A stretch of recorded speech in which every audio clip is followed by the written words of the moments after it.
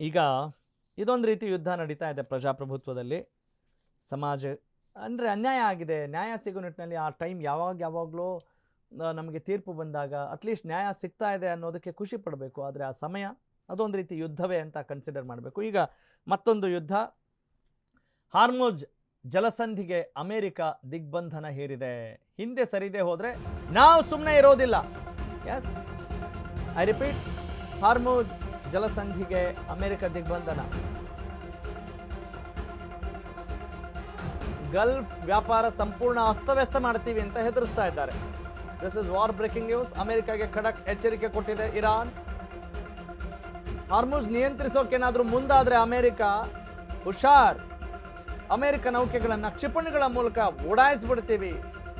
America ಹಡಗುಗಳು ನಮ್ಮ ಕ್ಷಿಪಣಿಗಳಿಗೆ ಸುಲಭ ಗುರಿ. ನಾವು ಅವುಗಳನ್ನು ಸುಲಭವಾಗಿ ನಾಶ ಮಾಡಬಹುದು, ಗೊತ್ತಿರಲಿ ನಿಮ್ಗದು. ಅಮೆರಿಕಾಗೆ ಡೆಡ್ಲಿ ವಾರ್ನಿಂಗ್ ಕೊಟ್ಟಿದೆ ಇರಾನ್ ಸುಪ್ರೀಂ. ಮಧ್ಯಪ್ರಾಚ್ಯದಲ್ಲಿ ದಿನದಿಂದ ದಿನಕ್ಕೆ ಉದ್ವಿಗ್ನತೆ ಹೆಚ್ಚಳ ಆಗ್ತಾನೇ ಇದೆ. ಅದರ ಇಂಪ್ಯಾಕ್ಟ್ ಕೂಡ ನೋಡ್ತಾ ಇದ್ದೀವಿ. ಇರಾನ್ ಮತ್ತು ಅಮೆರಿಕ ನಡುವೆ ಮಾತಿನ ಸಮರ ದೊಡ್ಡ ಮಟ್ಟದಲ್ಲಿ ಸಾಗಿದೆ. ಅಮೆರಿಕ ಇರಾನ್ ಪ್ರತೀಕಾರ ಕ್ರಮಗಳಿಂದ ಜಗತ್ತಿಗೆ ಆತಂಕ ಉಂಟಾಗಿದೆ. ಜಾಗತಿಕ ವ್ಯಾಪಾರ, ಇಂಧನ ಪೂರೈಕೆ ಮೇಲೆ ಬಿಗ್ ಇಫೆಕ್ಟ್ ಆಗಿದೆ. ಅದನ್ನೆಲ್ಲರೂ ಕೂಡ ಎದುರಿಸ್ತಾ ಇದ್ದಾರೆ. ಯುದ್ಧ ವಿರಾಮ ಏರ್ಪಡದೆ ಹೋದರೆ ಜಾಗತಿಕ ಆರ್ಥಿಕತೆ ಮೇಲೆ ಗಂಭೀರ ಪರಿಣಾಮ ಬೀರೋದು guarantee. This is the latest update on war. Gulf ವ್ಯಾಪಾರ ಸಂಪೂರ್ಣ ಅಸ್ತವ್ಯಸ್ತ ಮಾಡಿಬಿಡ್ತೀವಿ. ಈ ಎಚ್ಚರಿಕೆ, ಪ್ರತಿ ಎಚ್ಚರಿಕೆ, ಪ್ರತಿಷ್ಠೆ, ನೆಮ್ಮದಿ, ಶಾಂತಿ ಈ ಎಲ್ಲ ಶಬ್ದಗಳು ಕೂಡ ಈ ಯುದ್ಧದ ಪೂರಕವಾದಂಥ ಕಾಸ್ಗಳಾಗಿದ್ದಾವೆ. ಸಾಮಾನ್ಯವಾಗಿ ಅನ್ಬೋದು, ಏನ್ರಿ ಆ ಒಂದು ಶಾಂತಿ ನೆಲೆಸಬೇಕು, ಏನು ಅಹಂಕಾರ ಇವರಿಗೆ ಯುದ್ಧಗಳನ್ನು ಮಾಡ್ತಾರೆ ಅಂತ ಹೇಳಿದಾಗ. ಅಂದರೆ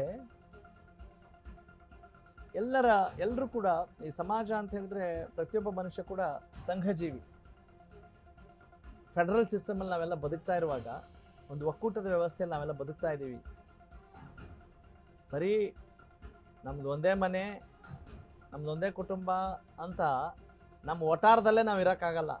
ಹಾಗಿರುವಾಗ ಜಾಗತಿಕ ಮಟ್ಟದಲ್ಲಿ ಸಂಪರ್ಕ ಕೊಂಡಿಯಾಗಿರುವಾಗ ನಮ್ಮ ಜನಜೀವನ ಚೆನ್ನಾಗಿರಬೇಕು ಅಂತ ಹೇಳಿದಾಗ ಎಲ್ಲರಿಗೂ ಕೂಡ ಇದು ಅನ್ವಯವಾಗುತ್ತೆ. ಕಲೆಕ್ಟಿವ್